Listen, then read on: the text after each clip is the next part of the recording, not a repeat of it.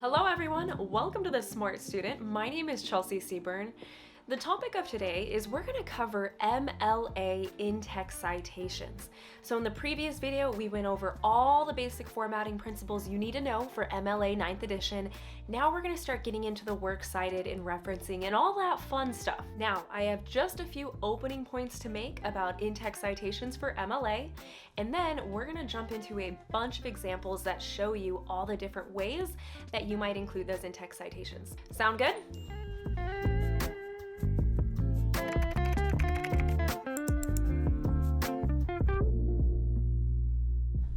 All right, so opening point number one. Why do we include in-text citations in the first place? It's simple really, that's the way that you give credit to the author where you found your information that you're including in your paper. So in other words, if you're including paraphrased material or you're directly quoting another author or another source in general, that in-text citation is how you avoid plagiarism, because again, that's how you credit the author. So when it comes to MLA in creating in-text citations and reference list entries, it's not much different from other formatting principles.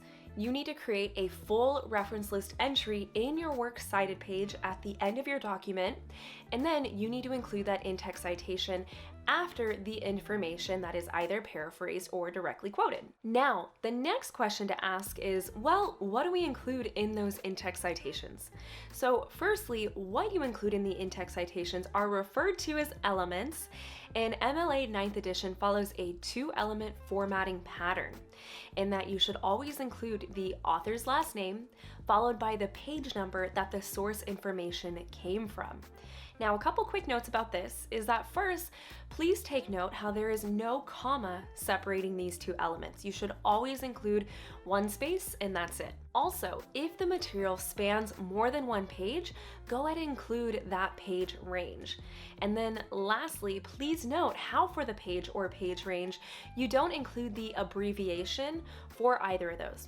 Just the page numbers will suffice. Now, the last thing you need to know before we can jump into those examples is the two different ways that you can choose to format those in-text citations. So you can use either a parenthetical or a narrative formatting pattern. And the parenthetical is where you're going to include both of those elements in parentheses, typically at the end of your sentence. Now, when it comes to the narrative, there's a little more flexibility here.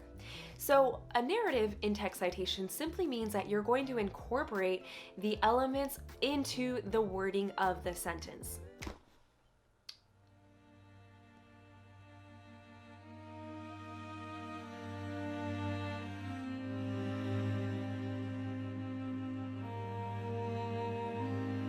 All right, so here we are. Let me explain what you're looking at before we jump into this first example. All right, so for each example, what I've done is in the highlighted portion is going to be the name of the example. So for instance, this first one, I'm going to show you what a standard in-text citation looks like when you have the author and the page element present. Then underneath that, you have the full works cited reference list entry. That way you can see how the two correspond together.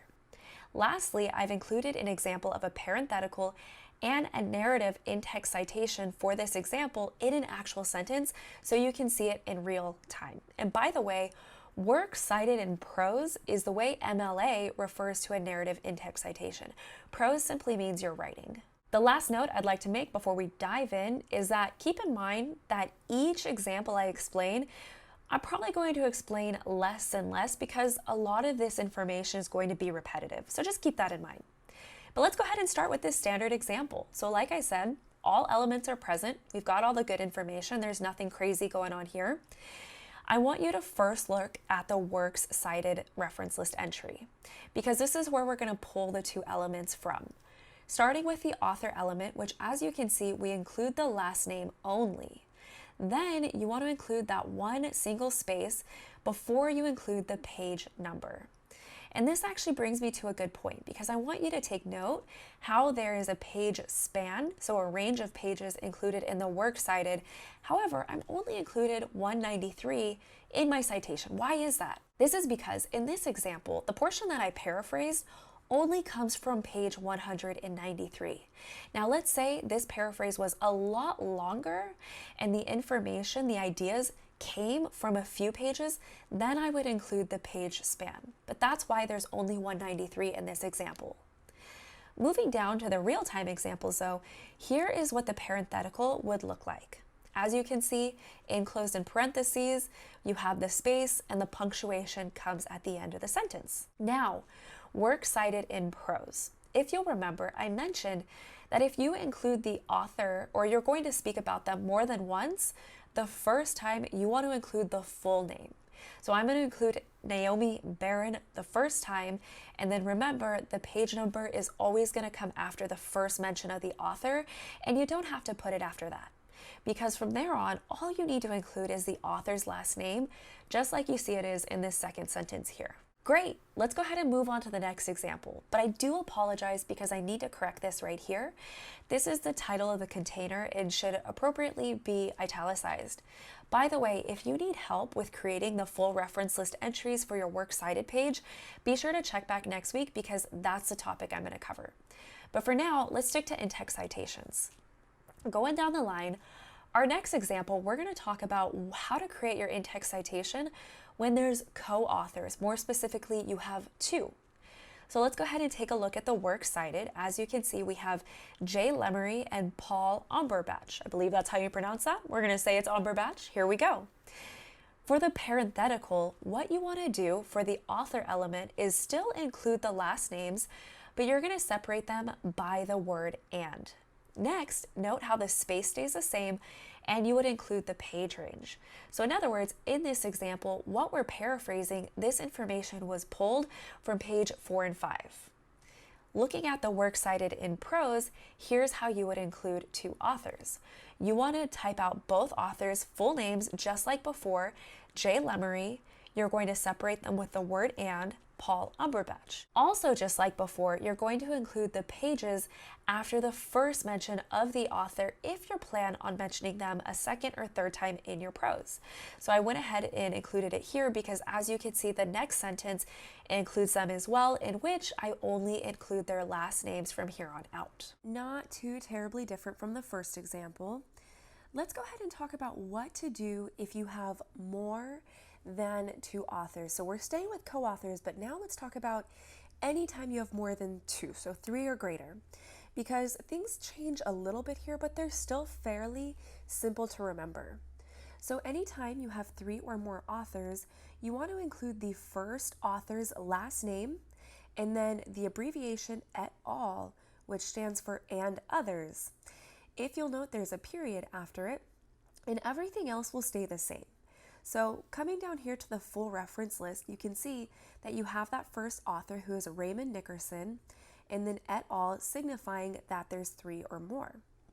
By the way, if you're wondering why this author gets chosen to be the one listed and not included in the et al., this is because the first author is generally the one who contributes the most to this piece of work.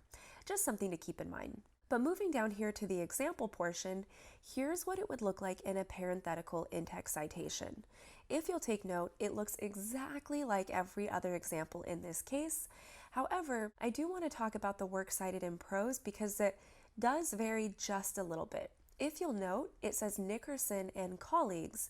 It does not use Nickerson and the abbreviation et al.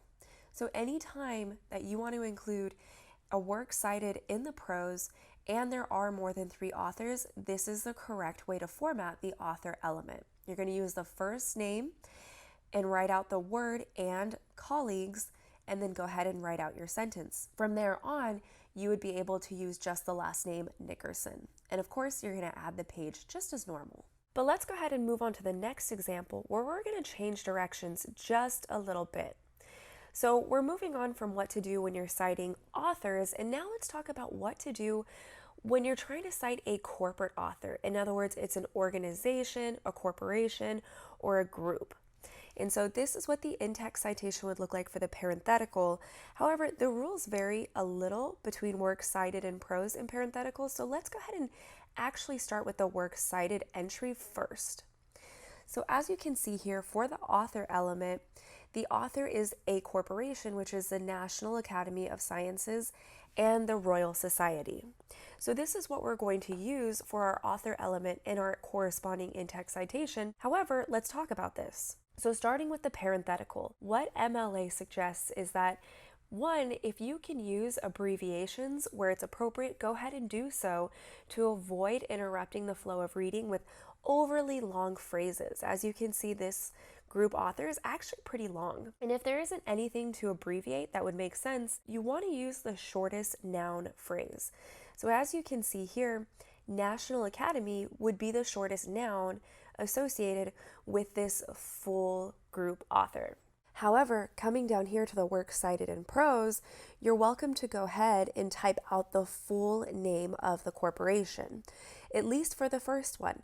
Then again, if you were to include another narrative citation with this same group author, you could use the shortened noun phrase instead. But now let's talk about what you would do if there is no known author. So the rule of thumb here is that anytime there's not an author, you want to match the author element to the first element in the works cited entry. So in this example, what they've used is the title of the work rather than an author because there was no author present. And that's generally what you're going to use in the works cited place, but that's diving more into the works cited reference list page lesson. So I'll cap it at that for now. Let's go ahead and go through the parenthetical in works cited in prose, because quite frankly, they're very similar to what we just went over.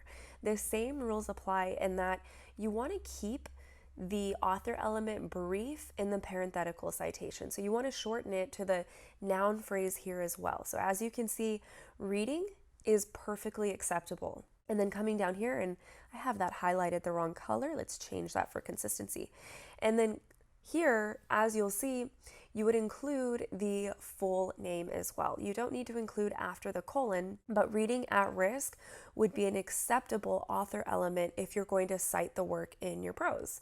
And as you can see, the page numbers are just as they were in all the other examples. So not too bad. The last thing I do want you to take note of is that the wording is an italicized font. This is because the font is italicized in the works cited. That's all. But let's go ahead and move on. And this next example has a couple of important things that I want to point out that we haven't seen yet. So now let's move on to what to do if there is no page number. All right, so first and foremost, the author element stays just as it is, but this example demonstrates an author where they have two last names. That's fine.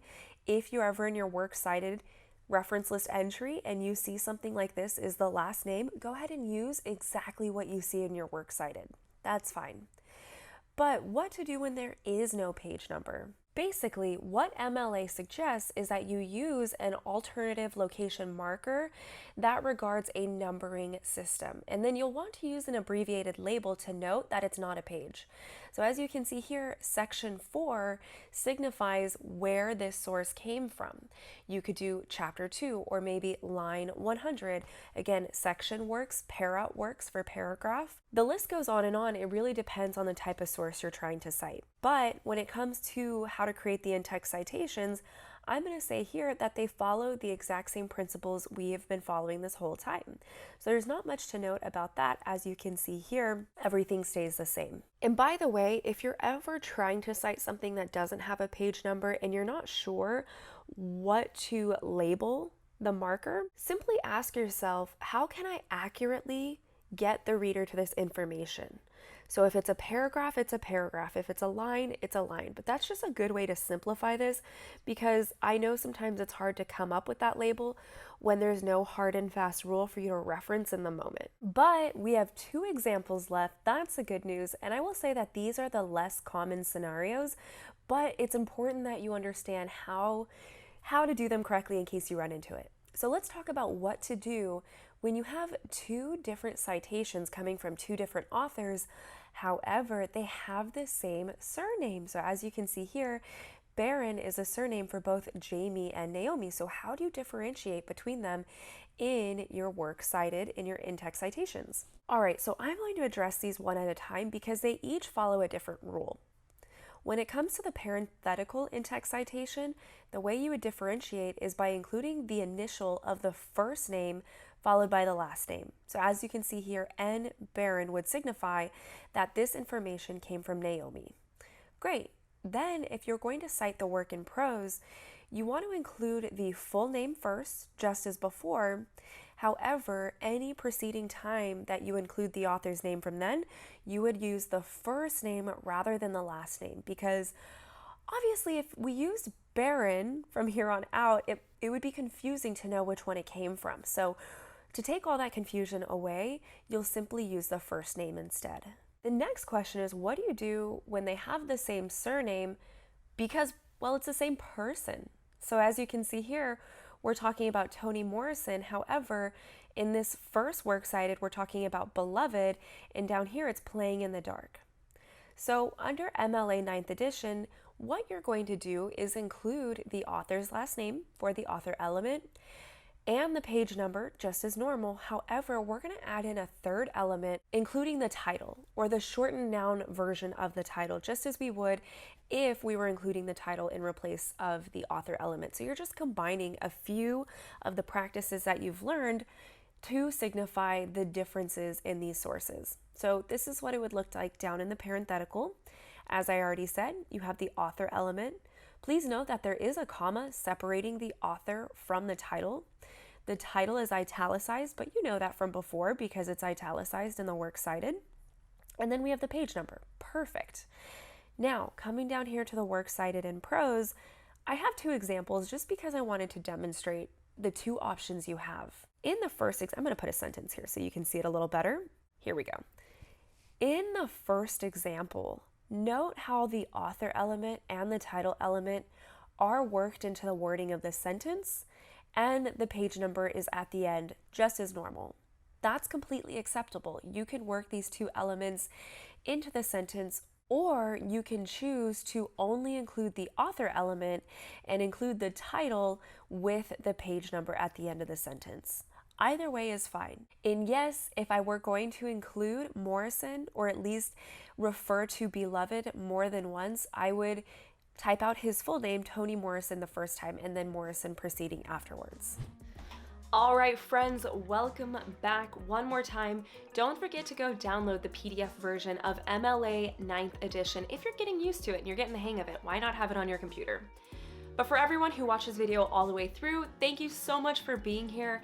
By the way, YouTube has this awesome new feature that allows the audience to support their creators.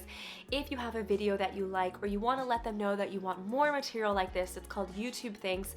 You can find it down below where the like, subscribe, and all those good buttons are at. In the meantime, thank you for being here, and I will see you in the next video.